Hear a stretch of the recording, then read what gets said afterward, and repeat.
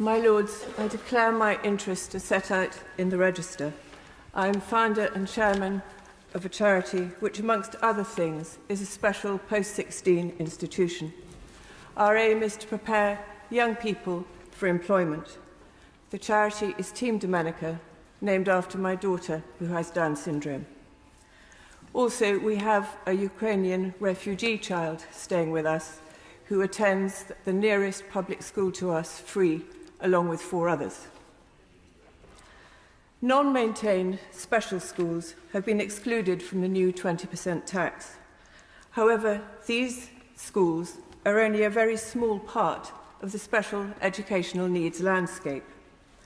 Department of Education data shows there are only 52 such schools, educating 3,965 pupils. Yet there are 753 independent special schools, educating nearly 25,000 pupils, all of whom are potentially liable for VAT.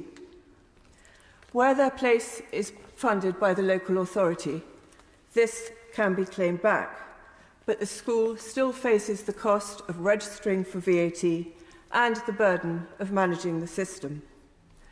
But where does that leave specialist colleges like ours, of which there are 130 in England? At the moment, all Team Domenica's candidates are over 18. But if we decide to take on students between 16 and 18, the VAT would fall upon those individuals, but not just on them, on every single pupil at our college. We would also lose our business rates relief, as pointed out by the noble Lord Maria. In a field where there is already a grotesque volume of forfeiting, we will have the pointless bureaucratic nightmare of recycling money that comes from the state only to return it. The government would effectively be taxing itself. And this would perversely discourage extending this potentially life-transforming service to some of our most disadvantaged young people. These 130 institutions, of which we are one, are the only alternative to mainstream further education for people with more complex learning disabilities.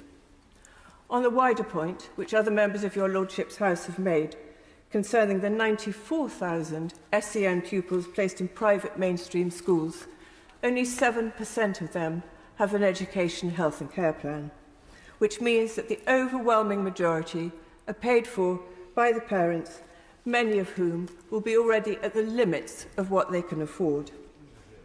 A large number of these pupils will have been taken out of maintained schools and transferred by their parents to the private sector out of desperation, as their children, particularly those on the autistic spectrum, have not been able to cope with the large class sizes.